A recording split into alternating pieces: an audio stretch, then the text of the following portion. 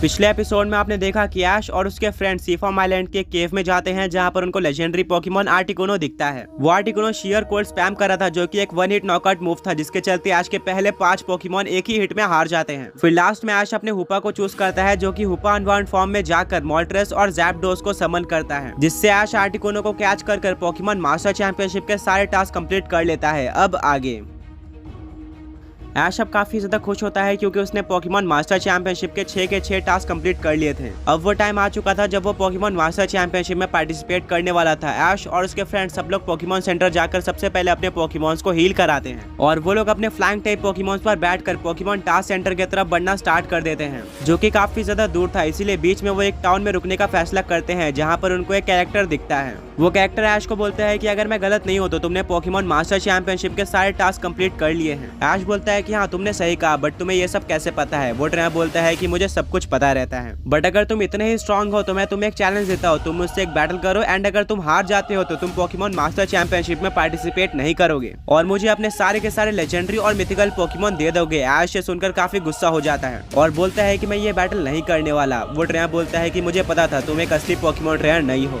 तुम एक काफी बड़े डरपोक हो। ब्रॉक बोलता है कि तुम्हें ये बेवकूफी नहीं करनी चाहिए, हमें आगे बढ़ना चाहिए। ब्रॉक और मिस्टी आगे बढ़ने लगते हैं पर तभी वो नोटिस करते हैं कि उनके साथ ऐश नहीं है। वो पीछे मुड़कर देखते हैं और उनको देखने को मिलता है कि ऐश ने उस ट्रेनर के साथ बैटल एक्सेप्ट कर ली है, जिसको देखकर वो काफी शॉक रह जाते हैं। ऐश बोलता है कि मैं डरपोक नहीं हूँ और मैं ये प्रूफ करके भी दिखाऊंगा। ब्रॉक बोलता है कि ऐश तुमने काफी बड़ी बेवकूफी की है, तुम यहाँ तक काफी मेहनत से पहुंचे हो। वो ट्रेनर बोलता है कि एक 6-on-6 बैटल होने वाली है और अगर मैं हारता हूँ तो मैं तुम्हें अपने सारे पोकेमॉन दे दूंगा, वहीं पर अगर तुम हारते हो तो तुम्हें अपने सारे लेजेंडरी और मिथिकल पोकेमॉन मुझे देने होंगे, साथ में तुम पोकेमॉन मास्टर चैंपियनशिप में भी पार्टिसिपेट नहीं करोगे। ऐश ये चैलेंज को एक्सेप्ट करता है और बैटल स्टार्ट होती है। मिस्टी बोलती है कि ऐश की पुरानी आदत है, जब वो इंडिगो लीग में पार्टिसिपेट करने जा रहा था तो उसको एक ट्रेनर मिलता है जिससे बैटल करने के लिए उसने अपने पूरे बैलेंस दांव पे लगा लिए थे। लकीली वो इस बैटल को जीत जाता है, बट ये ट्रेनर काफी ज्यादा स्ट्रांग लग रहा है। ऐश कोई भी रिस्क नहीं लेना चाहता था, इसीलिए वो अपने पहले पोकेमॉन की तरह हुपा को चूज करता है, जिसको वो प्रिजन बॉटल का यूज करके हुपा अनबाउंड में कन्वर्ट कर देता है। इसको देखकर वो ट्रेनर काफी शॉक रह जाता है, ऐसा कोई पोकेमॉन मैंने आज तक नहीं देखता है। ऐश बोलता है बैटल करके तुम ऐसा कोई पोकेमॉन देखना भी नहीं चाहोगे। वो ट्रेनर काफी ज्यादा गुस्सा हो जाता है और वो अपने पहले पोकेमॉन की तरह भेजता है इलेक्टाबल्स को, जिसको देखकर ऐश हंसने लगता है और बोलता है कि ऐसे पोकेमॉन के लिए तो मुझे अपने हुपा को यूज करने की जरूरत ही नहीं है। ऐश अपने हुपा को वापस से पोकेबॉल के अंदर लेता है और वो भेजता है अपने चार्जार्ड को, जिसको वो मेगा इवॉल्व कर देता है मेगा चार्जार्ड एक्स में। चार्जार्ड सिर्फ और सिर्फ एक ही फ्लेम थ्रोअर का यूज करके उस इलेक्टाबल्स को डिफीट कर देता है। चार्जार्ड की पावर देखकर वो ट्रेनर काफी ज्यादा शॉक रह जाता है और वो भेजता है अपने नेक्स्ट पोकेमॉन को जो कि थी सिल्वियन। चार्जार्ड सिल्वियन को भी सिर्फ और सिर्फ एक ही फायर स्पिन का यूज करके डिफीट कर देता है। इसी तरह से मेगा चार्जार्ड एक्स उस ट्रेनर के बाकी 4 पोकेमॉन को भी डिफीट कर देता है, जिससे वो ट्रेनर काफी बुरी तरीके से हार जाता है। वो बोलता है कि मैंने तुम्हें चैलेंज कर काफी बड़ी गलती करी है, मुझे माफ करना, और जैसे कि शर्त थी मुझे अपने सारे पोकेमॉन तुम्हें देने होंगे, बट मैं अपने सारे पोकेमॉन से काफी प्यार करता हूँ, मैं वो पोकेमॉन तुम्हें नहीं दे सकता। ऐश बोलता है कोई बात नहीं, मेरे पास इनसे काफी पावरफुल पोकेमॉन है, बस मैं इतना कहूंगा कि इस तरह से आगे जाकर किसी को चैलेंज नहीं करना है। ऐश नोटिस करता है कि उनकी बैटल एक और ट्रेनर देख रहा होता है, उसने मास्क लगाया हुआ था। ऐश उस ट्रेनर को जैसे ही देखता है वैसे वो ट्रेनर वहाँ से चले जाता है। ऐश बोलता है कि यह तो कैलोस के मिस्टीरियस ट्रेनर की तरह लग रहा था जिसने पोकेमॉन वर्ल्ड चैंपियनशिप में पार्टिसिपेट किया था। ऐश भाग के उस ट्रेनर के पास जाता है बट उसको वहाँ पर कोई भी देखने को नहीं मिलता। ब्रॉक बोलता है कि तुम वहाँ पर क्या ढूंढने गए थे? ऐश बोलता है कुछ नहीं। मिस्टी बोलती है कि ऐश तुम्हें इस तरह से अपनी चीजें दांव पर नहीं लगानी चाहिए, अगर तुम ये बैटल हार जाते तो तुम पोकेमॉन मास्टर चैंपियनशिप में पार्टिसिपेट नहीं कर पाते। ऐश बोलता है कि बट मैं ये बैटल इजीली जीत गया, मुझे पूरा कॉन्फिडेंस था। ब्रॉक बोलता है कि इसको समझाने का कोई भी फायदा नहीं है। ऐश और उसके फ्रेंड्स आगे बढ़ते हैं और वो लोग finally Pokemon master championship task centre में पहुंच जाते हैं, जहां पर वो लोग आगे बढ़ते हुए लास्ट एंट्रेंस में जाते हैं। ऐश बोलता है कि मैंने सारे कैटेगरी के पोकेमॉन्स को कैच कर लिया है। कमिटी मेंबर बोलता है कि तुमने काफी सही टाइम पर सारे टास्क कर लिए, ये टास्क सेंटर कल क्लोज होने वाला था।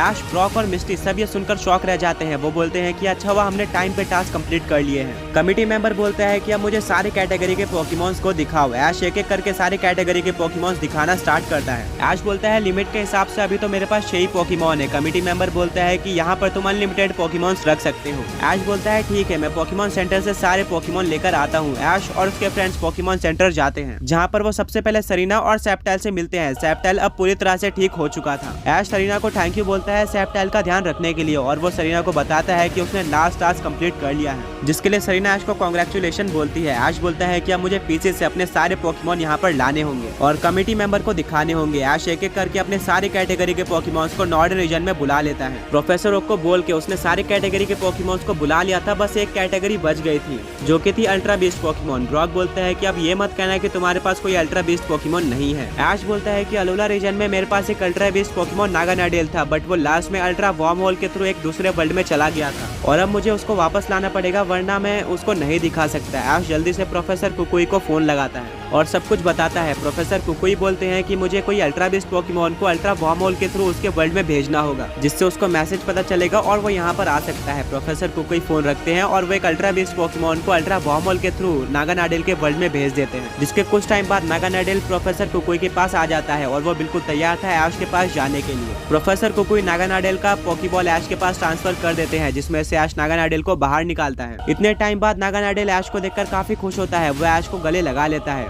बट वो नॉर्डर्न जैसी नई जगह को देखकर काफी शौक रह जाता है। ऐश बोलता है कि मैं पोकेमॉन मास्टर चैंपियनशिप में पार्टिसिपेट करने आया हूँ और उसके लिए मुझे तुम्हारी जरूरत थी, थैंक यू यहाँ पर आने के लिए। ऐश सारे पोकेमॉन्स को लेकर कमिटी मेंबर के पास जाता है। कमिटी मेंबर ऐश को सबसे पहले एक लेजेंडरी पोकेमॉन दिखाने बोलता है, जिसके लिए ऐश अपने म्यूटू को भेजता है। स्टार्टर की तरह ऐश अपने ग्रिंजा को दिखाता है। ऐश के पास काफी सारे शाइनी पोकेमॉन्स थे। शाइनी स्टार्टर की तरह ऐश दिखाता है शाइनी ब्लास्टोइस को। शाइनी लेजेंडरी की तरह ऐश दोबारा से अपने शाइनी म्यूटू को दिखाता है। रीजनल बर्ड की तरह ऐश दिखाता है अपने पेजियोट को। फॉसिल पोकेमॉन की तरह वो दिखाता है ड्रैकोविश को। इसी तरह से वो एक एक कैटेगरी के सारे पोकेमॉन्स को दिखा देता है, जिससे पोकेमॉन कमिटी मेंबर बोलता है कि फाइनली तुमने ये सारे टास्क कंप्लीट कर लिए हैं, अब तुम फाइनली पोकेमॉन मास्टर चैंपियनशिप में पार्टिसिपेट कर सकते हो और ये रहा तुम्हारा सर्टिफिकेट। ऐश उस सर्टिफिकेट को ले लेता है और काफी ज्यादा खुश हो जाता है। ऐश बोलता है कि तो पोकेमॉन मास्टर चैंपियनशिप कब स्टार्ट होने वाली है। कमिटी मेंबर बोलता है कि टास्क पूरे करने की कल की डेडलाइन है और जैसे ही डेडलाइन पूरी हो जाती है उसके अगले दिन पोकेमॉन मास्टर चैंपियनशिप स्टार्ट हो जाएगी, यानी कि परसों। तब तक के लिए तुम ट्रेनिंग कर सकते हो और जैसे ही पोकेमॉन मास्टर चैंपियनशिप स्टार्ट होगी हम तुम्हें इन्फॉर्म कर देंगे।